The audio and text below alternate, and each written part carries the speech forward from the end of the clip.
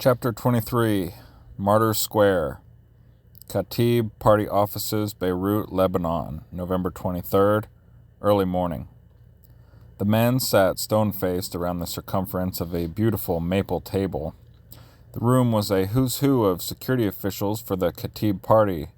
2 days earlier, Pierre Amin Gamiel, the Minister of Industry and a leading member of the party, was assassinated in broad daylight in downtown Beirut.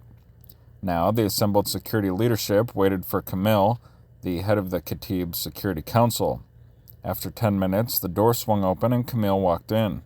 He had on his trademark light gray suit with a white, open-collared shirt. "Thank you for waiting, gentlemen. I was delayed in traffic." 2 large men in cheap suits shut the door behind Kamil. There was a closed-door conference, and Kamil's bodyguards would remain in the hallway. Kamil sat down at the only open leather chair and drank deeply from the cold glass of water set in front of him. "Okay, Fouad, tell us what happened," Kamil started. Men in their profession got right to the point.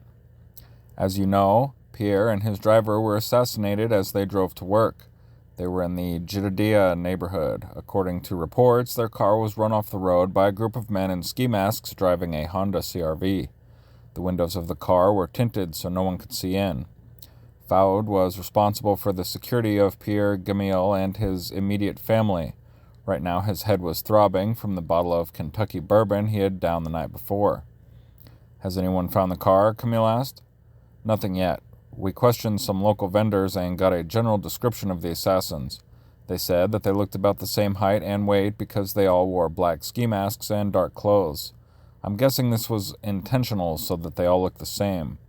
We're scrubbing the local car dealers and rental agencies to see who might have that type of model of Honda, but they're pretty common. If they're smart, they'll burn it and dump it somewhere in the south." "I'm not asking if they're smart, Fouad. I'm asking what we know." Fouad's face turned red at Kamil's barb. Kamil was more than a little annoyed. It was Fouad's job to keep Pierre alive, and he obviously didn't do that. Plus, Kamil knew that Fouad, with his jet black hair, athletic build, and striking good looks, spent as much time chasing women as he did doing his job. Even though Pierre refused to travel with a large contingent of bodyguards, Fouad knew no one else could take the blame for his death.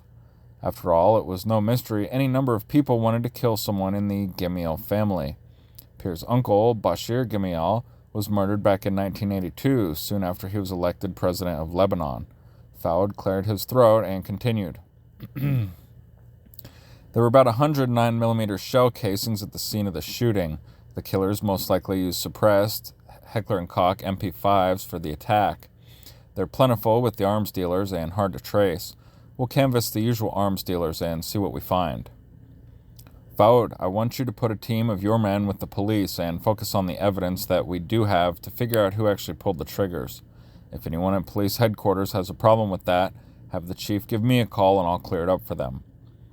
They had enough contacts and family members on the force that it shouldn't be a problem, but Kamil wanted to make sure it was clear he wasn't playing games.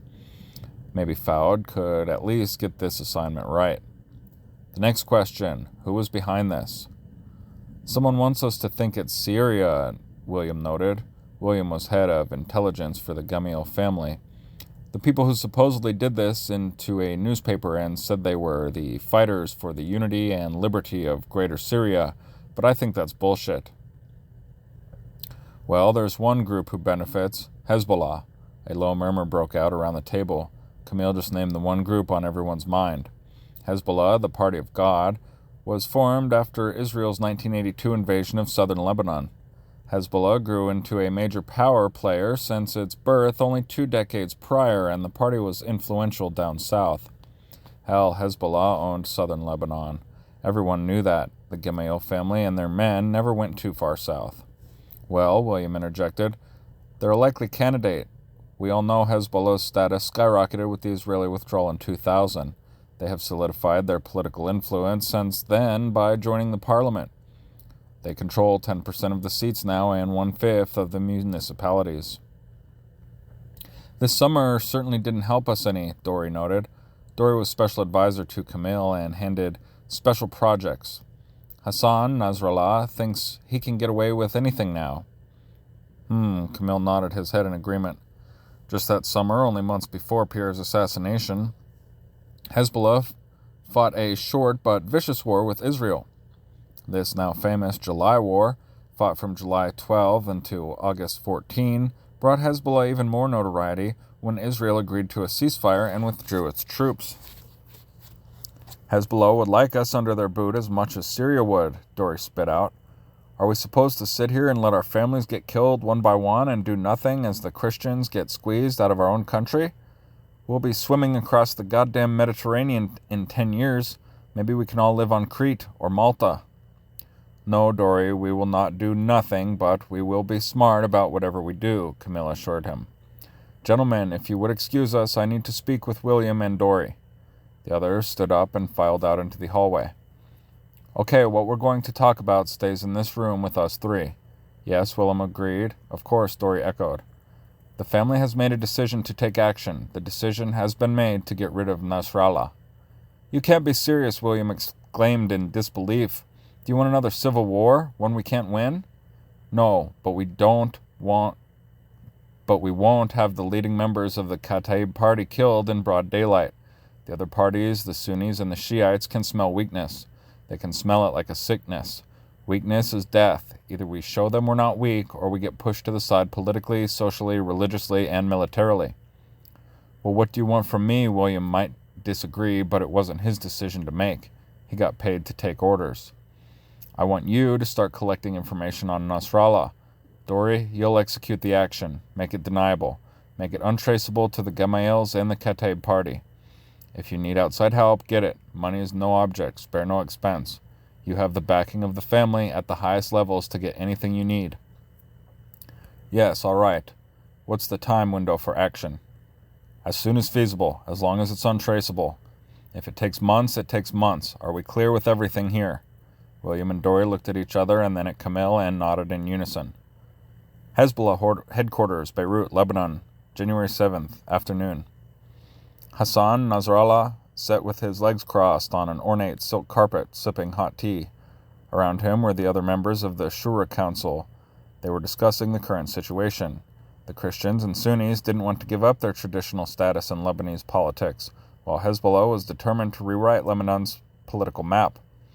Hezbollah intended to continue their pressure on the government until the Party of God had a political stranglehold on southern Lebanon and the eastern Bekaa Valley. Hezbollah didn't want a civil war, but the threat of civil war could be very useful. We must keep up the pressure on the government using all available means. Every avenue should be pursued and looked into, Nasrallah said after finishing off his tea. It would be wise to use our latest victory as a show of strength. A public demonstration would do much for the organization. Yes, a display of Hezbollah's popularity and numbers would indicate the government our political strength. Sheikh Amin agreed wholeheartedly. Sheikh Amin was long a vocal supporter of popular means to extract concessions from their political opponents. What better day to show our political unity than a celebration of the first anniversary of our great victory? Nasrallah, as Secretary General of Hezbollah, always had a sense for combining political spectacle with political expediency. A large gathering of our supporters would show not only Lebanon, but the entire region our vitality as a movement, Sheikh al-Maswari stated matter-of-factly. Al-Musawi, with his gray beard and receding hairline, was the eldest member of the council. It is important to show the world that we have recovered from the July War, and that we are spiritually unbroken. Nasrallah stared thoughtfully at the wall, squinting through his prescription glasses. What do you think, Imad? Any time we organize a large public rally, our enemies will have a chance to exploit the confusion. Absolute security cannot be guaranteed in such a situation. Imad had been a member of Hezbollah from the very beginning and had worked his way up the ranks until he was now head of security for the organization. Imad had masterminded such prominent operations like the car bombing of the Americans' Beirut barracks in 1983, the attack on the U.S. Embassy in 1984, the kidnapping of 4 Soviet officials in 1985, and scores of other operations in every description from planejackings and hostage-taking to assassinations and high-risk raids.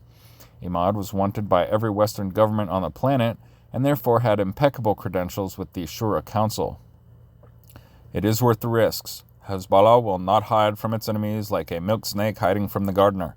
I will speak to the gathered followers of Hezbollah on August 14th and show them our willpower just as they show us their commitment. We will hold our rally at the Martyrs Square in the very heart of the capital. Lebanon and Israel will see our strength and see our fearlessness. Imad nodded his head in agreement. He had a large task ahead of him, but he would have the help of the security battalion he personally trained. Allah would look over Hezbollah, and so would Imad's gun-toting security guards. A cafe, Marseille, France, March 24, lunchtime. Jacques and Dory sat at a busy sidewalk cafe with a wide view of the water. The temperature was a comfortable 60 degrees as a mild breeze blew in from the perennially warm waters of the Mediterranean. They just finished a satisfying meal of scrambled eggs, warm croissants, and reasonably priced wine. Dory leaned closer to Jacques. Well, I must say you come highly recommended in the circles that we travel.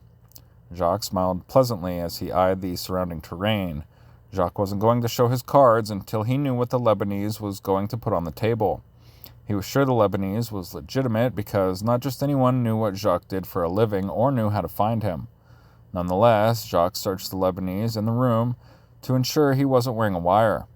Jacques then whispered quietly in his ear, "We will refer to Lebanon as the park, to the intended target as the traffic, and to 100,000 euros as apples." The Lebanese seemed reassured Jacques was so security conscious. Once they got to the table, Jacques made the Lebanese take the battery out of his cell phone, asked him to put his watch in his pocket, and then placed a small pocket radio on the table and turned it on for background noise. "Well, going to the park won't be easy or cheap," Jacques began, and the Lebanese couldn't afford his services. It was best to figure this out first. "Yes, I know. That won't be a problem." "How bad is the traffic at the park?" "It's a real problem." "Well, I can think of several traffic problems that are bigger than others."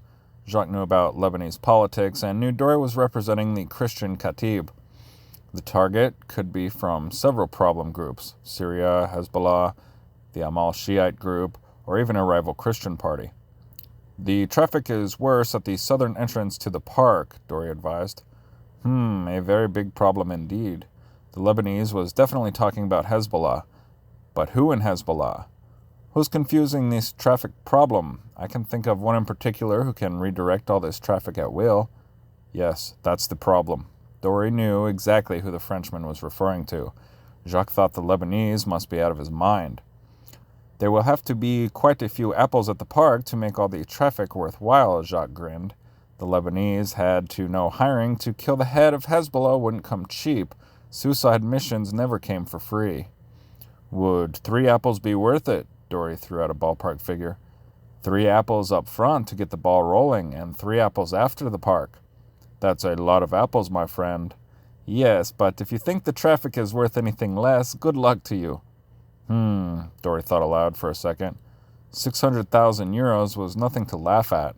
Dory could hire an entire battalion of militia for that much money, for 10 years. "If you want to get some wet behind the ears amateur, go ahead. There are plenty of clowns in your neighborhood to screw it up for you." If the Lebanese thought he could kill Nasrallah by pinching pennies, he was mistaken. But Jacques knew the Lebanese wouldn't be here if they could do the job themselves. The Christian militias were as ineffective as the rest of the ragtag Sunni and Shiite mobs plaguing Lebanon. Jacques worked in Beirut before when he was in the military, and he knew firsthand the unsophisticated antics of the various militias. No, you are right. 6 apples is good." "Okay, we'll meet in 3 days at the same time at the main entrance of Fort St. Nicolas at the Old Port. Do you know where that is?" "I heard of it. I can find it." Dory went to school in Paris for 4 years and spoke French fluently. He could find anything in the country. "We'll arrange the specifics of my consulting fee. Be prepared to transfer the apples at that time." "Until then." Jacques left a 20-euro note on the table, grabbed his pocket radio, and walked away from the docks towards the heart of the old city. Khatib Party Offices, Beirut, Lebanon, April 4th, late afternoon.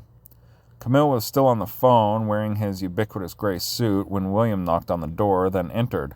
Camille motioned him to sit down. William rarely wore a full suit like Camille because he thought it attracted too much attention. William preferred to wear an inexpensive sports coat, a $50 watch, a polo shirt, and either slacks or jeans, depending on the company.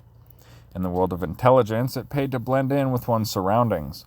At 5 feet 8 inches tall and a healthy 180 pounds, William certainly didn't attract any undue attention. He could either be a taxi driver or a store owner. Only the Walther P99 pistol, secured in a leather holster in the small of his back, gave any indication to his real trade. "Well, William, what do we have?" Camille asked as he hung up the phone. "Hezbollah is planning a rally this summer in Beirut to show their strength. We don't know the exact date yet or the exact location, but as the rally gets closer, we'll get it. They can't keep a lid on something that big for long."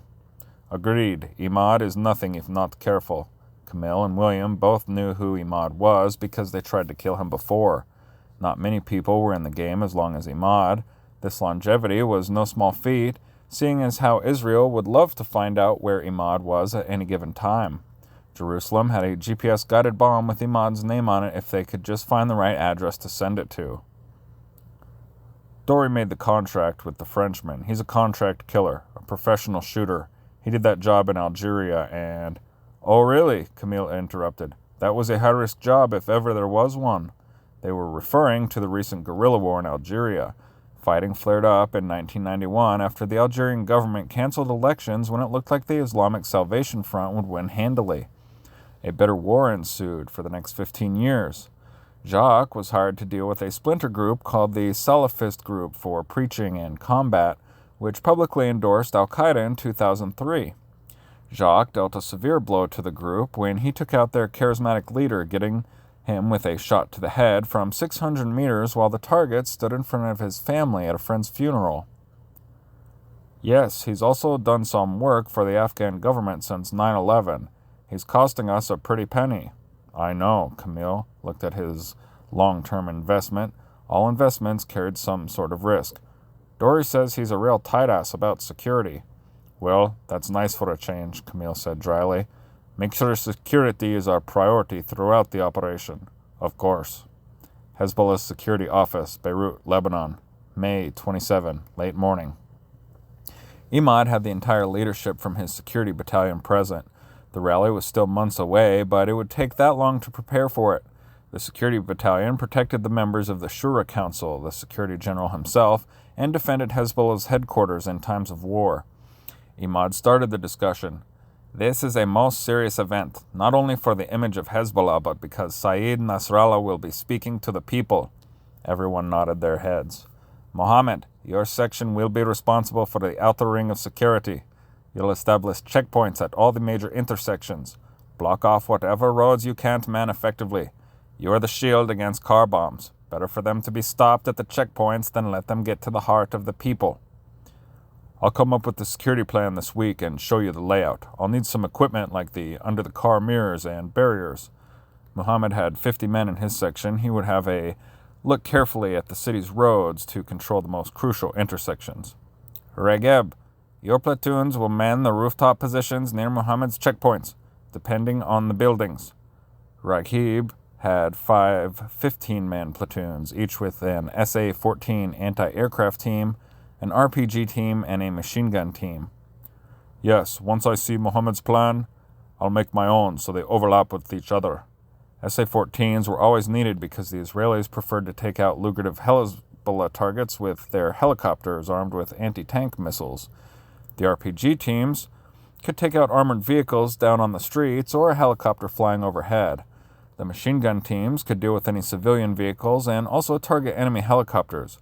Raghib's positions would be out far enough to provide early warning for the checkpoints. Very good, Raghib.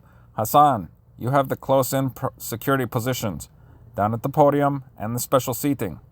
Have you gotten the new equipment yet?